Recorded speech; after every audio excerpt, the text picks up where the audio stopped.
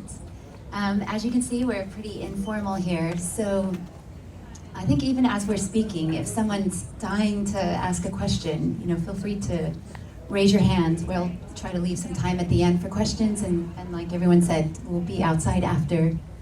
But yes, thank you for coming. There are so many great panels today, now. So thank you. We're here to talk about micro-budget filmmaking and distribution. Something not so easy, but everyone here is going to talk about how they've made it happen. And we'd certainly love to hear from you and your experiences as well. So I'm going to say who's on the panel, but then I'll let everyone introduce themselves. So everyone's filmmakers. I would just introduce myself. My name's Tiffany. I've come to South by for 15 years. I'm from Houston, but I've lived in London a long time. I work for a company called Studio Canal, which is sort of that weird indie kind of landscape in Europe. And I work on the marketing side, but I also write for trade magazines like Screen International and Filmmaker magazine. And I've written a lot about independent filmmaking and worked in independent filmmaking, so I'm very passionate about it. So I'm going to introduce, this is Laura Reich, and then over here is Zanah Thirus, and then we have Clinton Cornwell, and everyone lives sort of across the US. I think it's also reiterates you don't have to live in New York, LA to make films. So I'm just going to segue right over. Laura, tell us a little bit about your background. So I'm a producer and head of production at a company called Vibrant Penguin. We do a lot of branded content, sort of multimedia, emerging media, and then at the same time developing our own original creative. And then I work on a lot of projects outside of that work that is often in the micro-budget space. And yeah, bringing that, sort of combining those two worlds, making things all the time, essentially. Hi everyone, I'm Zanah from Chicago. I am a creative strategist by day, so I'm the filmmaker with a full-time job. I've always had a full-time job. I make films for fun. And creative strategy, basically in advertising, I work with brands or our clients to synthesize demographic information, client information, and write creative briefs for copywriters to write the commercials. So that's what I do to pay my bills. And then outside of that, I'm an indie filmmaker, a weekend filmmaker specifically, doing micro-budget films. I've always worked with very, very small budgets, most self-funded from my savings account, and my films are distributed on Tubi, Amazon Prime, and IndieFlix. Clinton Cornwell, I'm a writer-director. I've directed 2 micro-budget feature films, probably about 17 short films at this point. I also recently became head of the film program at Tennessee State University, which is the HBCU in Nashville. I also currently am editing a feature documentary called Light Up. It's about queer black men in Atlanta. I'm also the cinematographer currently on a feature horror film in production, also in Atlanta, kind of doing the weekend thing there. I have a creative consulting business and coaching business. We're called Story Life, and we have a podcast called the Story Life Podcast that focuses on the creative process, especially through the eyes of filmmakers. So yeah, a little bit of everything. Oh, I also do freelance location sound works if anybody needs any help with that. So a little bit of everything. I feel like that's really part of the game of being an independent filmmaker as well. So yeah.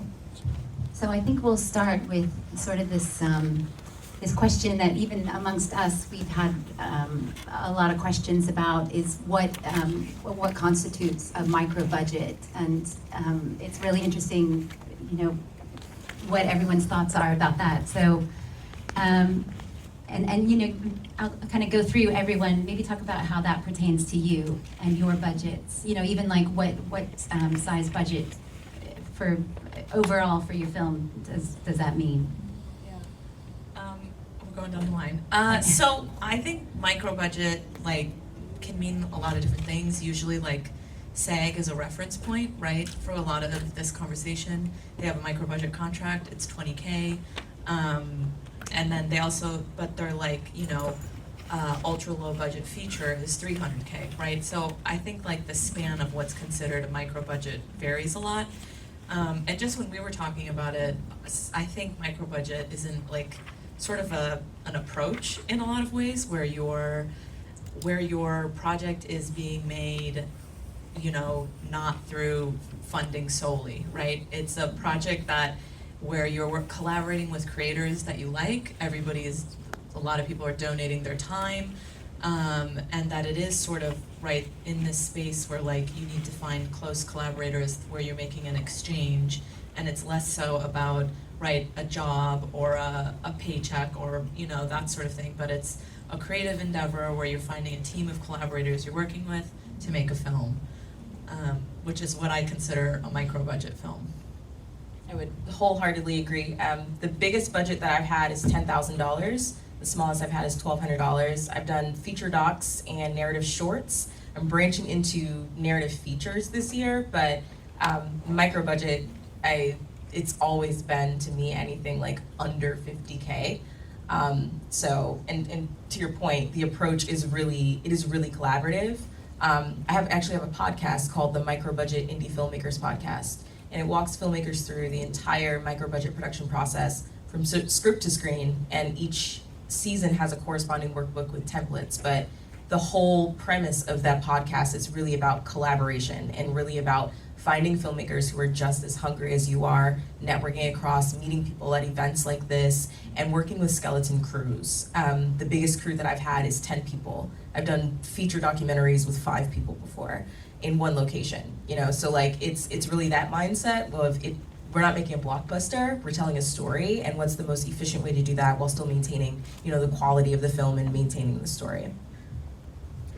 Yeah, I think y'all nailed it. And so something I'll just add from my own personal experience is the way that I like to think about it in terms of the smallest amount of money I can typically do a day production for, and that number for me I've found is on average around $500 per shooting day, is kind of how I like to think about it when I'm budgeting my things. Now that there's a lot of experience that comes from that in terms of the films that I've made for myself and how I like to make my movies, but at the end of the day though, I mean, you can do micro budget filmmaking for $0 a day under the right circumstances, and I think, you know, something that really defines micro budget filmmaking is the spirit of not letting our resources define the types of movies we're going to make, the stories that we're going to tell. It's not letting that stop us from going out and creating our art, because I think this is something we'll be repeating over and over again in this panel. Just the creation of your art, just the creation of your films, even if they're made for $0,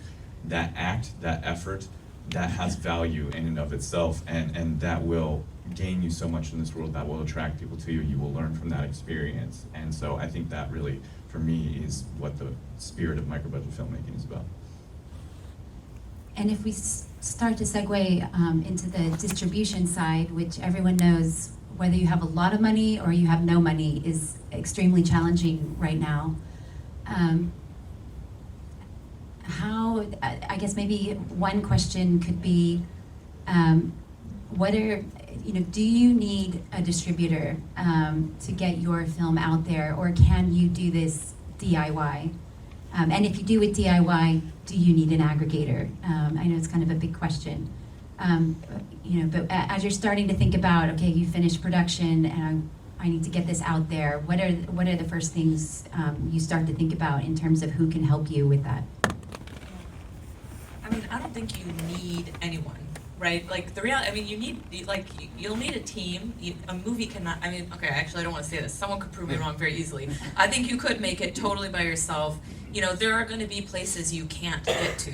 That's true. But you can make your movie, you can get it somewhere for people to see. Like, the only thing stopping you is your ingenuity, your willingness to reach out to people, and your tenacity to continue pushing. You know, like, I think it's the thing I always like reference is like, let everybody else tell you no. Like, don't be the person telling yourself no. So go ahead, do what, like, tell the stories you want to tell, make the media you want to make. But it is like, you know, and I do think you have to, like, you should certainly have a plan and a goal. But like, for example, you know, you can put your movie on Vimeo on their site for, to make money on it as part of their like Vimeo on demand, there is no barrier to entry there besides making sure your film meets their specifications, right? That's distribution. You can put your film on YouTube, monetize it, that's distribution, right? Like, there is a path to distribution for you no matter what. You can have a lofty goal of getting like to a distributor, that has its own hurdles and like issues and like barriers, but I think nothing should stop anyone from thinking they can get their movie to an audience. Agreed. For me, the marketing and distribution plan starts as soon as the script is done, or as soon as the production outline is done for the documentary. It starts very early on, because I'm always thinking, okay, who is the audience I want to reach with my film?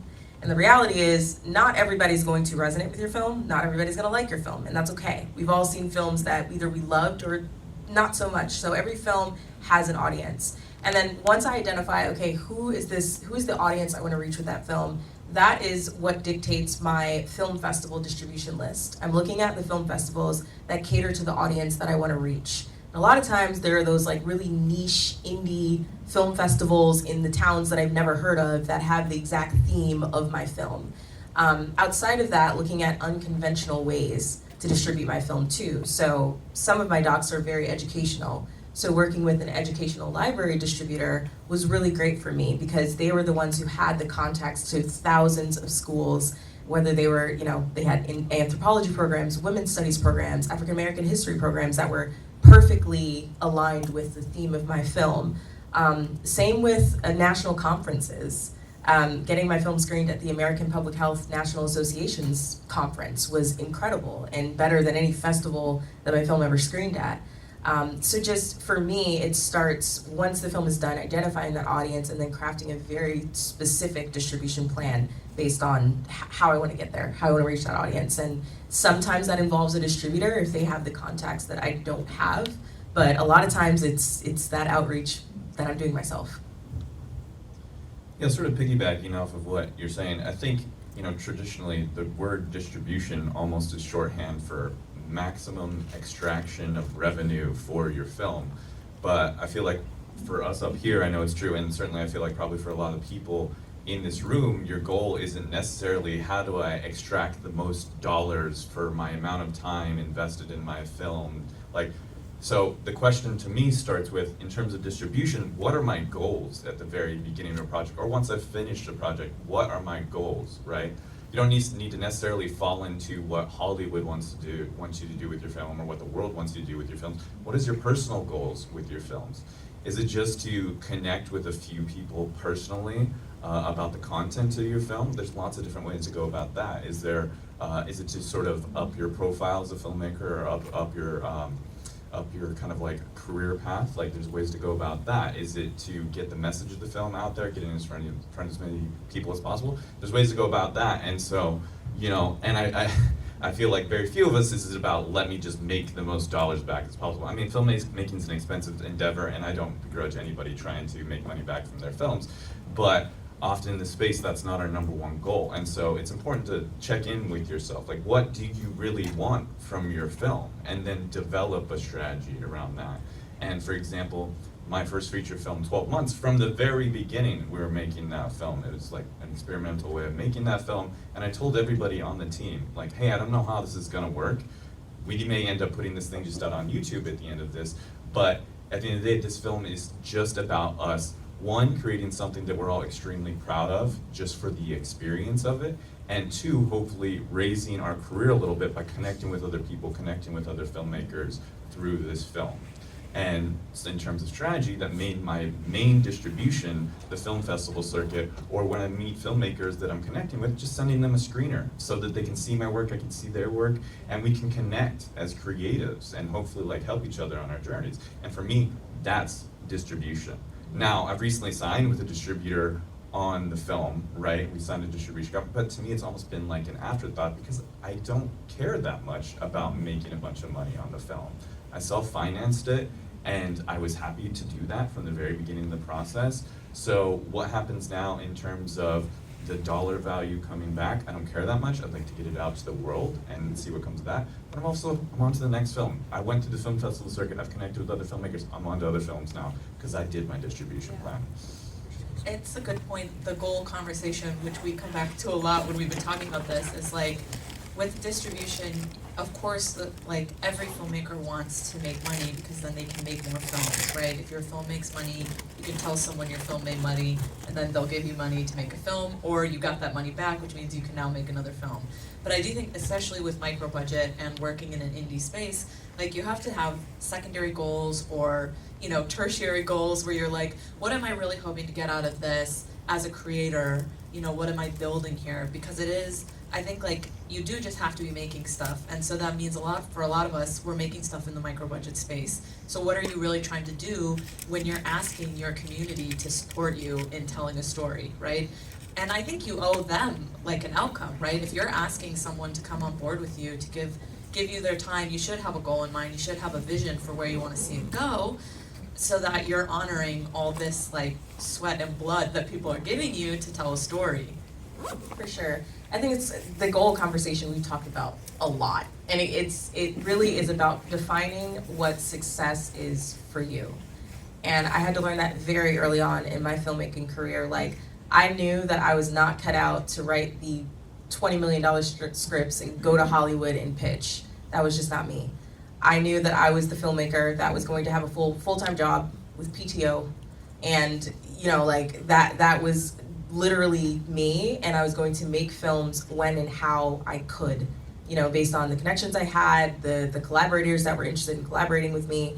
And to me, being able to make films, not because, you know, I gotta write something that's gonna sell. No, I'm writing what I wanna write, and I'm making what I wanna make.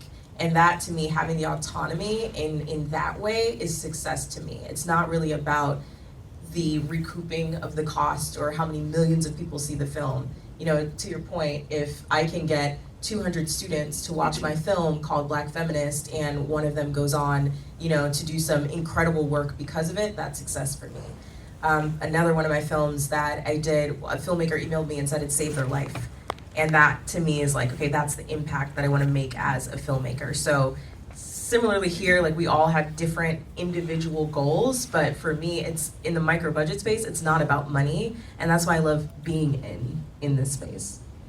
I have a question in terms of, so your goal, let's say, you know, you want to get it to as many people, or you want to get it to a specific audience, but you don't know how. So do you take on a sales agent, and if so, what is that process, or like how much money are they going to take from you, especially when you don't have much money, or do you get a distributor, you know, and a specific distributor that works in that niche, you know, that you're looking at, and again, how much are they going to take from your budget?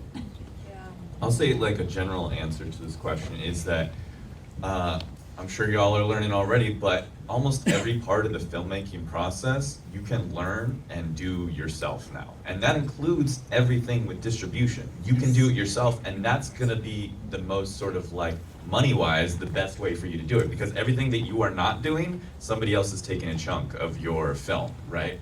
Whether it's distributors, aggregators, marketing people, whoever, everybody's gonna want a piece of your film or payment for you to put that effort towards your film. And so, you know, I think grounding yourself first in sort of, how could I do this myself? What is it gonna take for me? Am I interested in doing that? A lot of times the answer is no. A lot of times the answer, it's worth having these people do the work for you. But know that at the end of the day, the most quote unquote profitable, money-wise way for you to do things is to do it yourself. Yeah. Like, there's no magic bullet. Yeah, but the point is though access, right? Like like a sales agent, they're gonna take a 10 to 20% cut minimum of any deal they get. And then, you know, so you get that deal, that person's taking another 30% cut, right? So what you end up trickling down is like tiny, but so the film I'm in distribution on right now called All Sorts, it's a feature.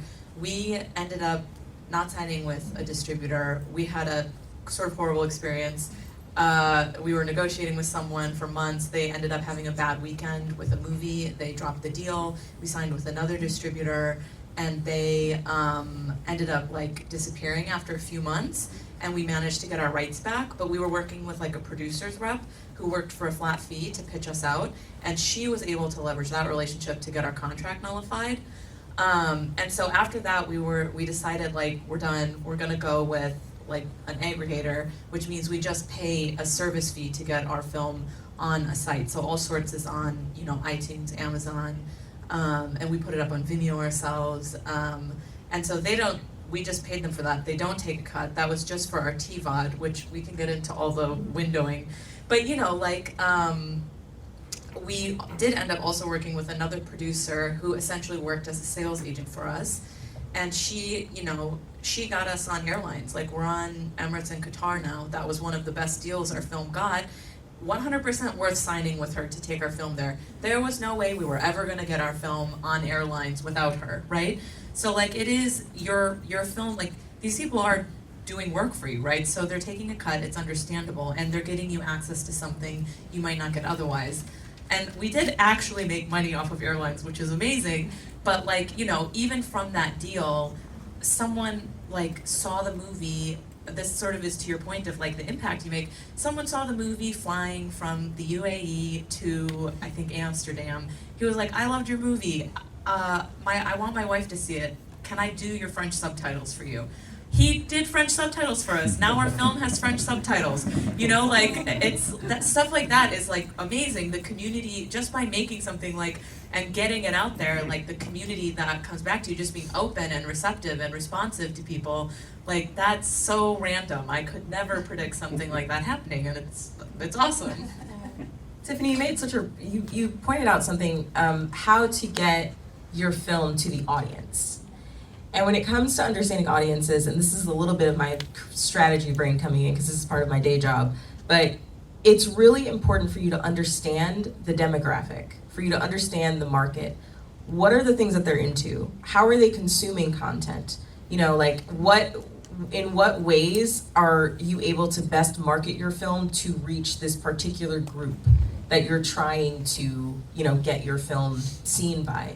And for me, like, I will literally go to the film festivals that I want to submit my films to, and I'll see what filmmakers follow them, and if they fit into the demographic that I think would resonate with my film. I look at the previous films that the film festival has programmed years prior to see if this is in line with this type of things that they program, or if the film has a theme, and if the film festival has a theme, and if that theme is in line with what my film will, you know, fit under. So doing your research to really understand audiences is also a huge part of figuring out when, how, and where to distribute your film. Because if you are dealing with a market that you feel like you don't have direct access to, or you can't really figure out, that's when I'm like, okay, I need to work with the distributor who can tap into this particular audience. But if it's an audience that I feel like I can easily reach through a specific marketing plan, then that's when I'll do it myself. So it really depends on the project, it really depends on the audience, and also understanding the audience.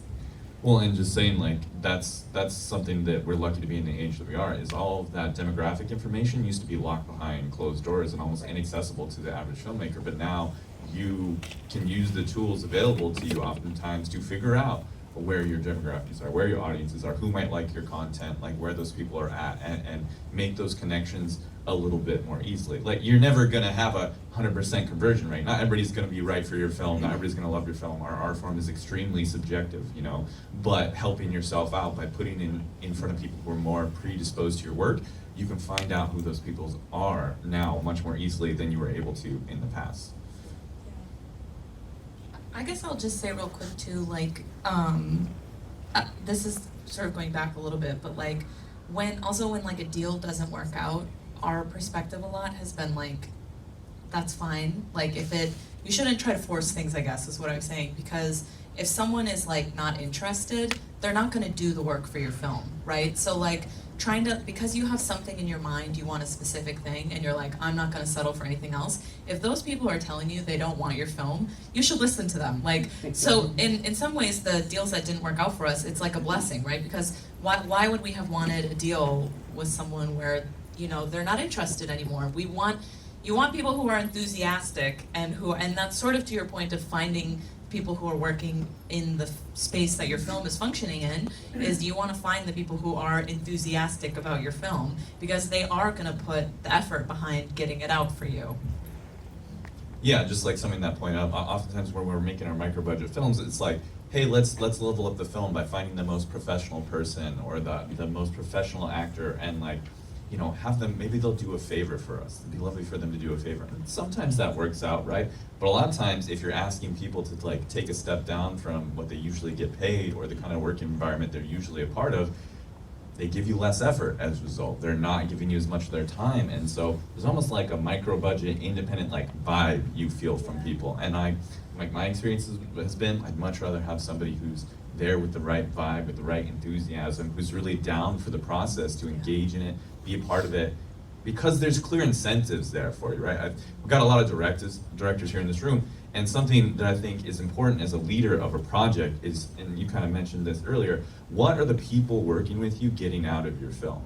You should be able to answer that question. Everybody should have reasons why they're working for it, even if it's not money, right? If you're not offering money, you should be able to be offering something else, like, you know, some collaboration you can offer them in return, somebody you can connect them to, some sort of experience that they haven't had before.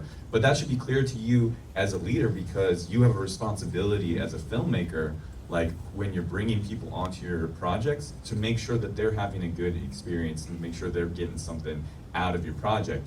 And if you can't provide something for those people, maybe you should have less people on your project, you know?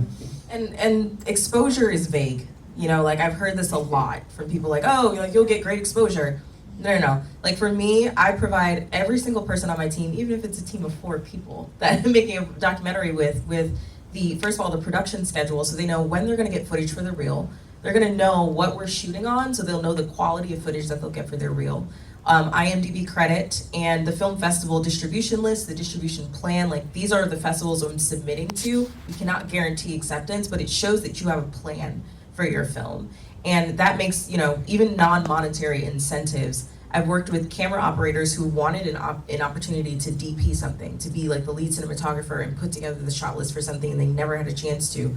Absolutely. I worked with art directors in, you know, the agency space, creative agency space, who wanted a chance to actually design a movie poster. I'm like, sure, absolutely. And so there's a lot of different ways that you can, you know, offer non-monetary incentives for collaborators and not feel bad about it either. There's a difference between collaborating and exploiting. None of us are multi-million-dollar corporations, and we all understand that, like, if we had the money, we absolutely would pay each other's day rates. But if, for me, working a full-time job and saving up $3,500 to make a film over the course of a weekend, no, I can't afford to pay an $800 day rate for everybody on this team.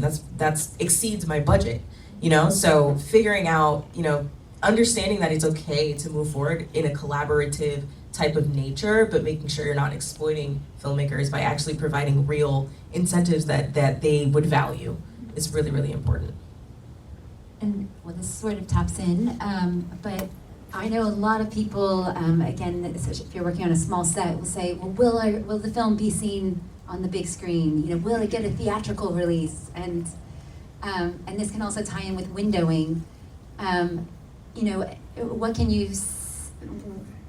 Can you get a theatrical release for a micro budget? And we talked about this a little bit about how you could get a couple one-off screenings, and then you can also talk about, like, do you also then kind of go a more traditional route of distribution and aim for the TVOD, the SVOD, the AVOD, or nowadays it seems like things you can go straight to AVOD, but then can you still have a one-off theatrical screening?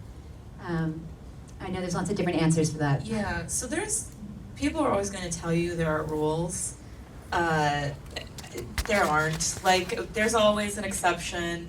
I mean, like, we were told, like, cable's impossible because we already did our TVOD, but then we had a cable distributor come ask us to screen the film, you know? So it is like, everybody, I think, like, the big thing is, even us, like, we're gonna have our opinions, right? But the truth is, like, take it into the whole worldview of the ecosystem of the distribution, right? Like, you will always find an exception. But I will say, I think there is some truth to windowing. So generally, I'll do a real quick version, I guess, right? So you start with theatrical because that's the biggest ask of your audience. You're asking them to leave their home and buy a ticket and sit in an audience. Then you go to TVOD, which is transactional EST television on demand, right? So that's where they're buying or renting. That's like the next threshold, right? Then you go to, then it's usually SVOD, right? Subscription on demand.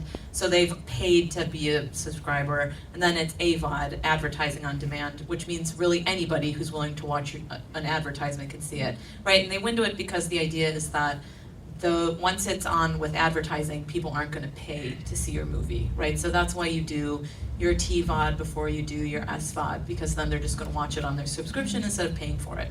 I think there's some truth to this, but I think it's sort of like, and some distributors might tell you they don't want your movie anymore because it is available on TVOD, or because it's on AVOD, you know, they might say maybe they view your educational rights as in conflict with AVOD because the library lets someone watch it, you know, without an ad, whereas, you know, AVOD wants someone to watch it with that ad. So they're saying, oh, the audience is just gonna go to Canopy.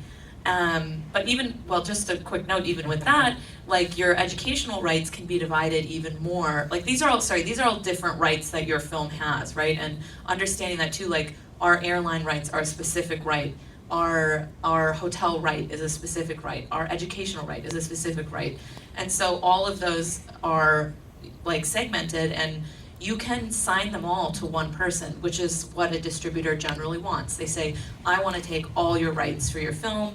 The question here is, are they going to exploit all those rights? If they can't tell you how they're going to exploit all those rights, you should not sign your rights to that distributor. If they're saying, we have a great plan to get you like your TVOD rights exploited, you should say, great, then I want this agreement to be only for the transactional EST rights, you know, like and then you keep the rest of those rights and you find someone to exploit your educational rights, you find someone to exploit your hotel rights. Like, don't oversign your rights away, especially as an indie filmmaker, because a lot of those distributors don't have a plan for each of those windows, for each of those rights. I will say theatrical, just to get back to your question, theatrical is very hard to make money because to get people to go to a theater, especially after the pandemic, is hard. Our film All Sorts did do a theatrical release. We did it on our own with ticket sale splits. So we didn't four wall, which is another term we were discussing earlier, where you pay the theater to screen your film. So it takes a lot of advertising effort, right? So every time we went to a theater and said, are you willing to screen our film? We said, here's our marketing plan for this screening, right? Because they don't want to take the risk on your film and putting it in a theater if no one's going to show up, because then they've wasted a bunch of resources on you, which is why theatrical is so tricky. But there's even a whole world of theatrical options out there. If you're like, I want theatrical, there's a ton of creative platforms for that. We used one called Proludio, which works with art house theaters. We got our film there so that art house theaters can program your film. They send you all the theaters that have it. We emailed every single theater that used that service. There's another one called Caneva or something. Anyway, there's lots of options. So if you're like, I want my movie to screen in theaters, there are paths for that. It's just that, that's a goal thing. Like, is it just the optics? Do you want to say your movie's screened in a theater? Great, but do you want that theater to be empty? Is that meaningful to you still? The fact that it's screened, but who's in the audience? There is no audience if you're not putting the muscle behind telling people you're having a screening and why they're showing up, which is why a lot of independent filmmakers travel with their films, right? Because the sell is, I'm here with my film. By coming to my film, you're getting access to me. You're getting to hear my story. But that's also something that you have to, has costs. Right. Yeah. I think you made a really good point that there are no rules. For me, I love getting my film on a streaming platform and targeting the very niche, small indie film festivals that don't have rules around programming. So it doesn't matter if your film is on a streaming platform or available to the public, because they're a smaller festival, but those are some of the best festivals to, you know, get filmmakers in a room, screen your project, and then let them know you can watch the film on this platform, tell your friends to go watch the film on the platform. So kind of doing it backwards is a way that I love doing it, because it's continuously driving pools of audiences to a particular platform. And then for some filmmakers, it's like, oh no, I want to premiere at, you know, an Oscar qualifying film festival, and I want to try to meet with a sales agent to sell it, to get it on a platform. There are literally no rules to doing it. You just have to figure out what makes sense for you and what aligns with what you would see as, you know, the most accessible, the most viable option for your film. Yeah, it definitely comes back to, again, one of your objectives at the end of the day. But I don't know about y'all, but so many letters, AVOD, TVOD, there's so many things, there's so many details to all this stuff. And the fact of the matter is, with technology right now, and how tied up our industry is with like the whims of corporations like Amazon and YouTube and Netflix and things like that, things can change on dime, just on the decision that one of these corporations makes.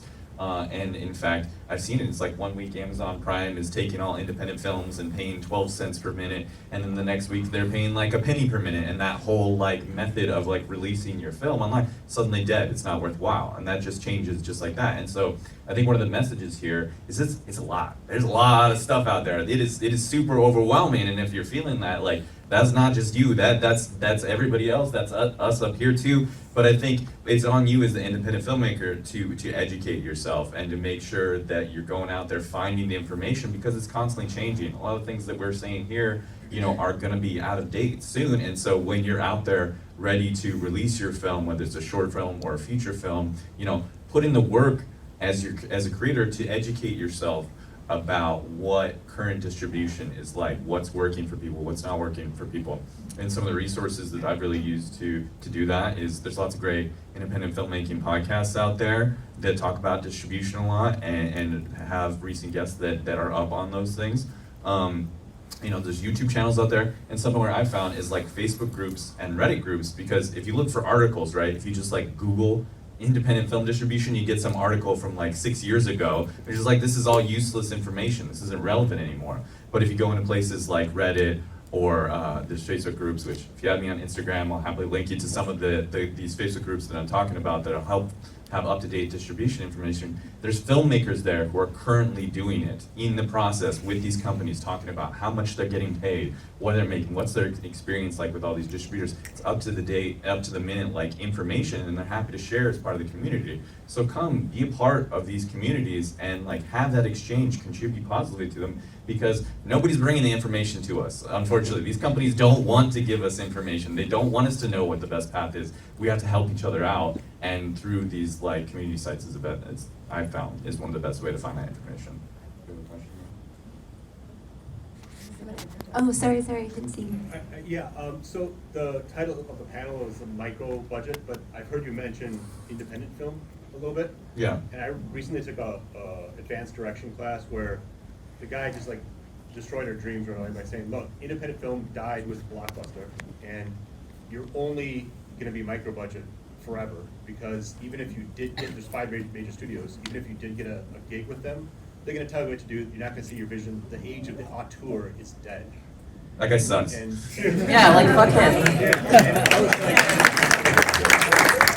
So I'm wondering, like, when you're talking about advancing your career, like, how, like, and his proof was like, name an auteur, and we all named a bunch, and he was like, yeah, they're all from the 70s, 80s, and 90s, there's no new ones, you know? So I'm wondering, like, is there hope for that sort of thing? I mean, can you get to a major studio where they're gonna let you do your vision, or like, is he right in any way? No, I mean, microbudgeting is independent film. Independent film is a term that, you know, what does it mean? You know, A24, people call that independent. Those are $1 million movies, okay? Are you considering that independent? In a lot of ways, you know, it's outside the main studio system, but the independent film spectrum is huge, right? And I think what we're talking about specifically is like not letting any of those barriers stop you, not letting a budget stop you, like not letting anything stop you from telling a story if you feel passionately about telling a story. But I would say like that is patently not true, I guess, and it comes down to two, like, what is his metric for success, for auteur, for any of those things? And it seems to me that his is making money in a box office. Is that going to happen for your micro budget? Amazing if it does, amazing. But the reality is no, it's probably not. Is your micro budget going to make money? Maybe not, right? And that's sort of what we're getting at, is like, what are your goals? Because part of it is building, right, you want to make movies. If you're here, it is because you want to make movies, I'm guessing. So if you want to make movies, do it. Don't let any of these barriers stop you, but what that means is you're collaborating with your peers, right, like, you need to tap into your people at your level, people coming up, and work with them. But I do think it's like, if your goal is to have a box office smash, you know, like, you can work towards that goal, but like that, you're going to be destined to be very unhappy. But if you want to be a filmmaker, you can be, and I think it's amazing. Like, collaborating, like, just meeting you all has been so life-giving and fulfilling, and like, you know, like, to me, that's what I'm here for. I'm here to help people tell stories and work with people that I think are talented and make an impact. Maybe it's not as big, maybe this auteur argument is like a national thing, but I think everything in media has become smaller, right? Every group that is watching stuff is more concentrated. You know, just as a small example, like, we work with Twitch sometimes, we do like a streaming show. I get into that community, I'm like, these are millions of people doing stuff I've never heard of before, you know? And it's like, but to them, that's huge, right? So it is just that, like, I think the networks and the world is becoming smaller because there's so many more places to access things. And I think that's the auteur argument, is that before there was one avenue, right? And now there is thousands of avenues. Yeah. So there are all these people being auteurs in their own sphere, and that's amazing. I can think of an example in the UK. During lockdown, someone made a film, a horror film, for literally, I don't know, $500. And, you know, it went viral, you know, it got lots of attention on YouTube, and because of that, then he got, I don't know how much, but he got a fair chunk of money to make a much bigger budget film just out of lockdown. And it was just because he just was like, I'm gonna go for it. And so I do think it is possible. I think these are like stepping stones. You have to go for it in order to get there. But it's also, I mean, and I can only speak for myself, I have zero interest in the Hollywood studio circuit whatsoever. I've been to LA once in my life. And it's like, to me, being a part of the machine is just not appealing to me. And we keep coming back to this point of like, you have to define what success is for you. I am not trying to make a box office hit. I am not trying to work with any of the studios because, to your point, you lose autonomy over your project the moment you sign a deal with them. It is no longer your project. Your vision, it becomes what's going to sell. Ryan Coogler was like, that was not the version of Black Panther that I wanted y'all to see.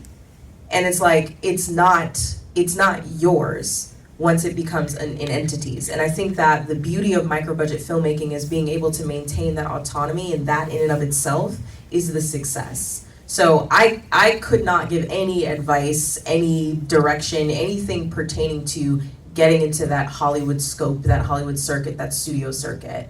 Because that's just not, that to me is not where my passion even lies.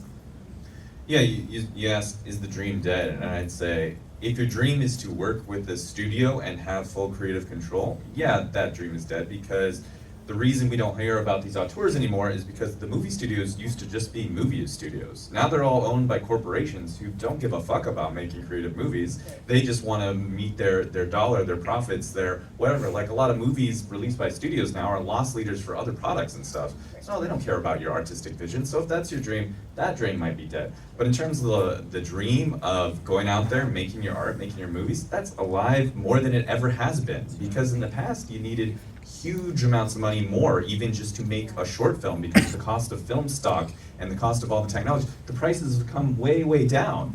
And like, you know, almost like 99% of your art form as a director, as a storyteller, can be practiced with no budget at all now. And that's never been more possible than in this moment, right now. So if your dream is to make like a Marvel movie and have full creative control, yeah, that's not a realistic dream. You're gonna make a Marvel movie, you're gonna make the movie that Marvel wants you to make, right?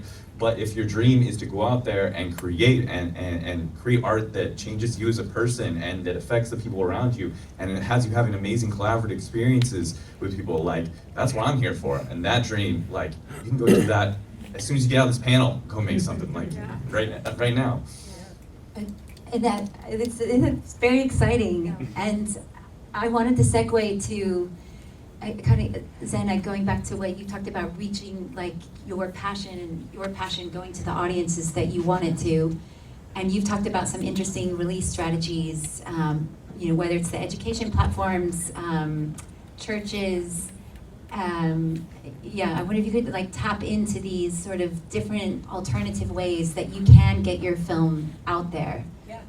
Yeah, I mean, it's starting with who is my audience, how do I reach them, and also like what are the things that they're into in terms of entertainment. So for example, Daughters of Eve is a feature documentary that I made, and it's around dismantling misogyny and patriarchy within the Christian faith. It's it's a religious film, so number one, it did incredibly well overseas. It won Best Documentary at the Women's International Film Festival of Nigeria. It screened in Australia, it screened in France, because Christianity is global. So it actually did really, really well. And then when it came to distribution, rather than educational library distribution, which it did get picked up by some theology programs and humanities studies programs, but what was really big was church screenings, because there are a lot of very progressive churches who are trying to incorporate these types of more liberal, more progressive conversations into their women's ministries, into just their subjects overall. So that was me putting together a list of 20 churches, 30 churches, 40 churches, and just reaching out to their executive directors or their pastoral team or whoever that was, and letting them know either, it's available to watch on Vimeo, and they're like, oh, this is amazing, we're sending this out, or we'd like to host a screening. And then at screening, letting people know they can go to the website, sign up for the mailing list. This is where you can tell your friends, families, whoever. So it was like a really grassroots approach to that. And then in the educational library space, I have a film, Black Feminist, and it's around Black feminism, and it's a 60-minute, very concise educational film, and it did really well in schools. Streaming on Canopy right now, so if you have access to a library card, it's there. But it also was a part of a lot of different academic conferences, which was really, really interesting. The Women's Museum in California did a digital exhibit on it. So like finding, again, like where those audiences are and how they would consume information is like really, or entertainment is just where I start before I figure out which channels to reach them. I do think also as creative as you can be with distribution, especially as a micro-budget, is really useful. The first film I worked on I was hired to do marketing for it. It's called Cement Suitcase. It has a wine theme. It's the same director of the movie we're on distro right now for. And we got a wineries list, and I emailed hundreds of wineries saying, do you want to host a movie night at your winery? And I think we did dozens and dozens of screenings, we charged a small fee, which is what your educational distributors are doing on your behalf. We were just doing it ourselves, right? So really whatever you can think of, and whoever you're it really comes down to a matter of you need to be comfortable emailing and calling people and cold calling your butt off, because that's what it comes down to, is you are limited by what you can come up with and who you're willing to talk to. Yeah, along these lines real quick, there's a saying now, if any of you listen to the Indie Film Hustle, Alex Ferrari, really great indie filmmaking podcast, but his saying is, there's riches in the niches. And the point there is find your community, find your niche audience that is already predisposed to like your content.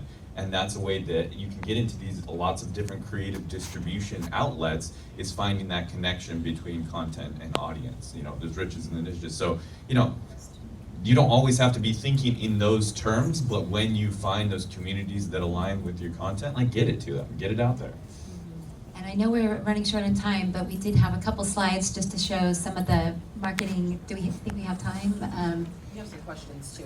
Oh. Do we want to? Let's just Oh, go to questions. let's go to questions. One thing before we jump into the questions, I just want to talk about. So all this distribution stuff, all this marketing stuff, it's a lot. It's a lot to take in. There's a lot of details to it. There's reasons. There's people that make careers out of just all of these individual aspects of filmmaking. Yeah. And one thing I just wanted to note is that if you don't know what all of this stuff is, if you don't know all the details, like that's fine. That's fine. That's okay. At the end of the day, don't let this stop you from getting out there and making your thing and making your art and continuing to grow as a filmmaker and grow your community, right? And like one other point I want to make is like, we are all here, the independent filmmaking community, together, the micro-budget filmmaking community. So please, like, support each other, watch each other's films, watch micro-budget films. That's a great way to support people too. You know, connect with each other. This is much a part of the game as any of the marketing stuff that we're talking about. But at the end of the day, you need to go out there and make the films so people can see what you're capable of and see and hear the unique voice that you have inside of you. So don't let all this stuff stop you. The one thing I did really quickly want to tap onto, which might have to do with some of your questions, is to sort of finish on the sort of space of when you're starting your film, do you set aside a pot of gold, a pot of money that you are going to, I'm going to send it to this many festivals, or I'm going to set aside this amount of money for distribution, trying to get it to theatrical, or, you know, do you think in terms of money at the start?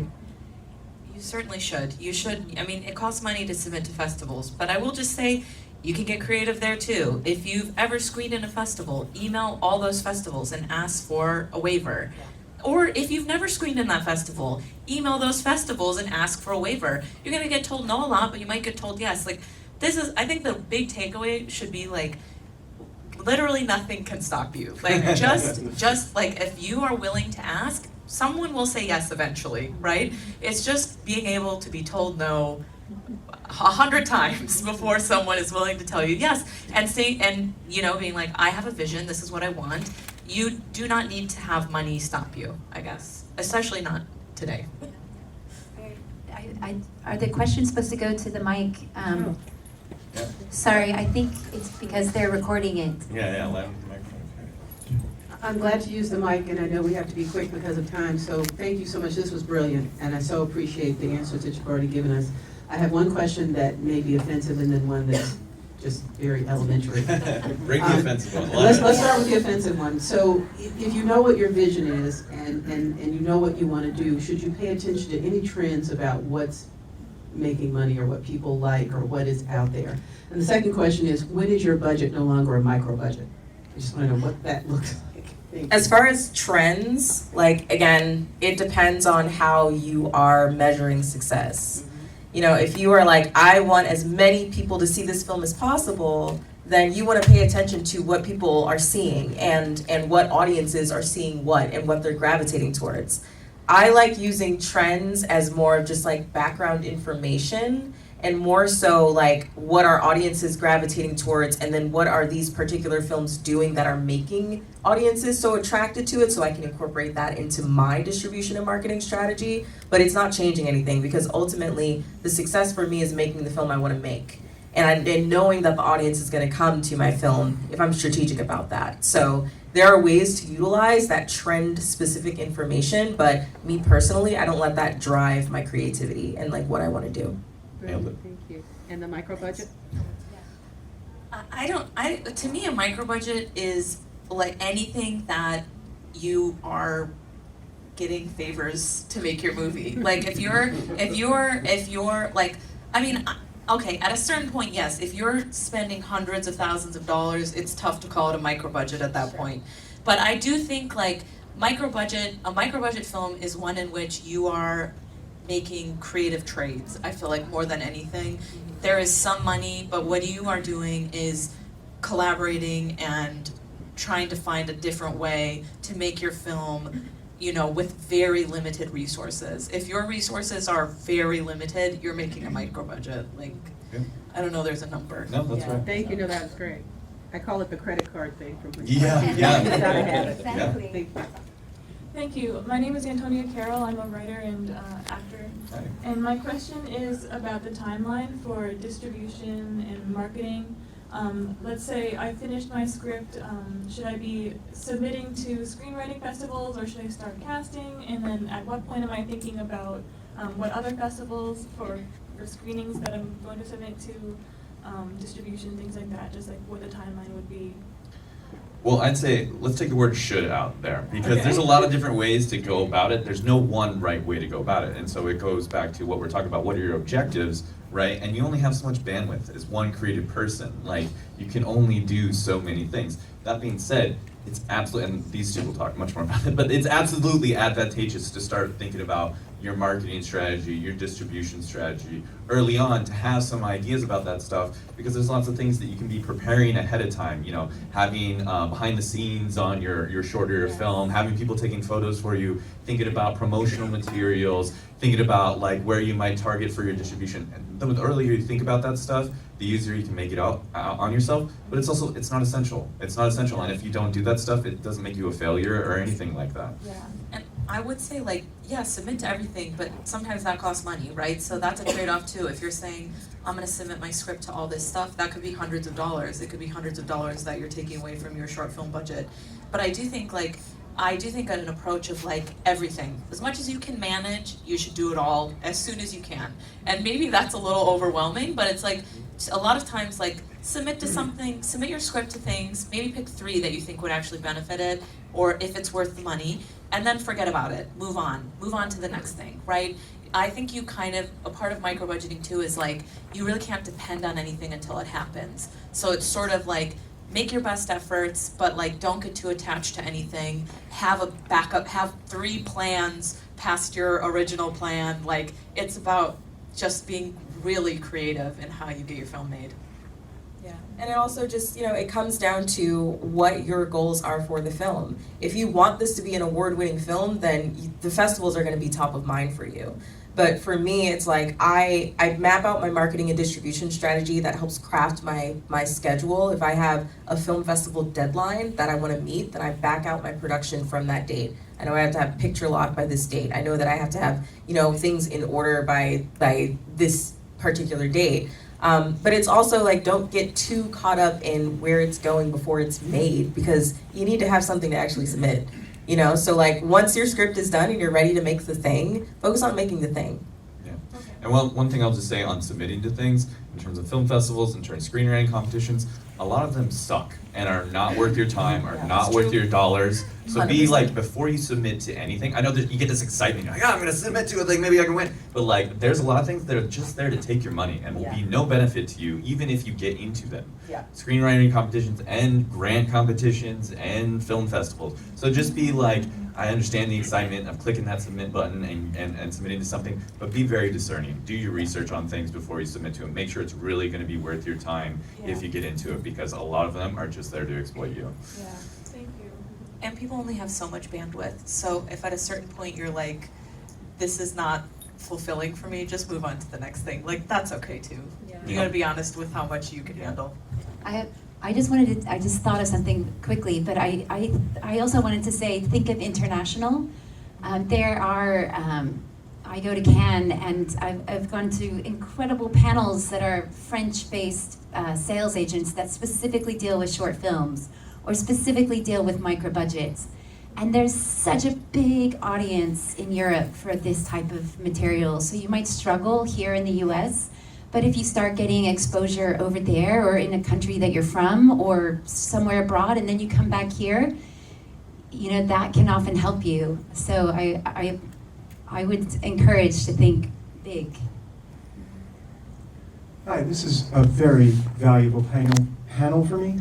I teach in the film program at Full Sail University in Orlando, and I'm here at this panel because one of my students came to me last week and said, you know, I think I can make a feature for $11,000. I'll be able to make my money back, right? And my question to him was not, what's your goal? My question was, what's your plan? And you didn't have one. Yeah. But my question then is, because Laura, you mentioned the creative trades.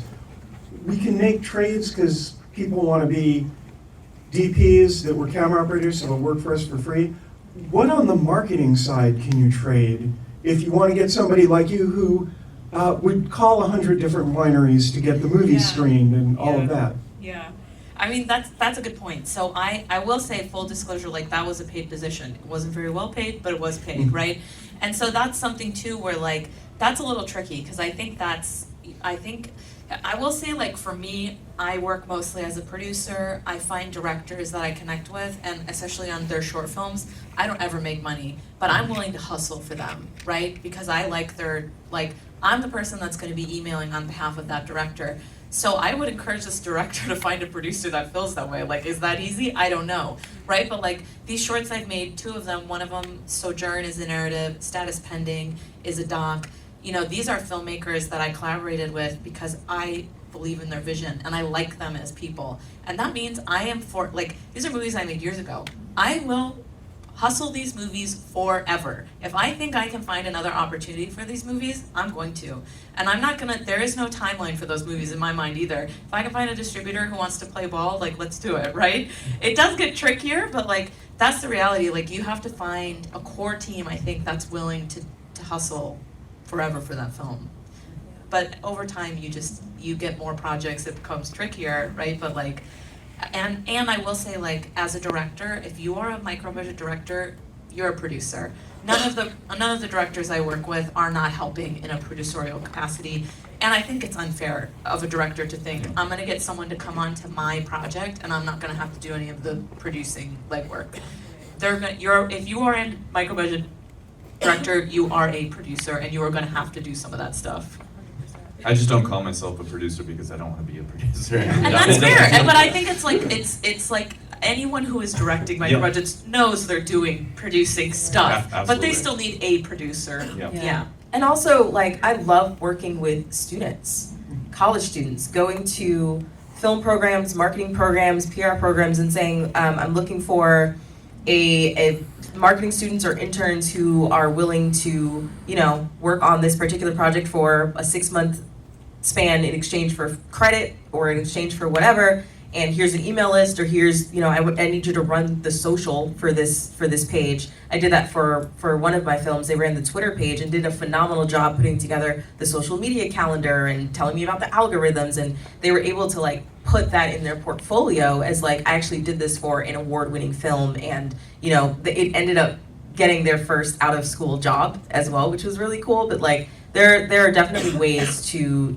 barter and collaborate in any facet of film production, and I think marketing for me just leading into students. Yeah, and I think there's just certain aspects of the filmmaking, and it's typically the aspects that people aren't looking to do creatively as a career, and can make easily money doing it. Yeah.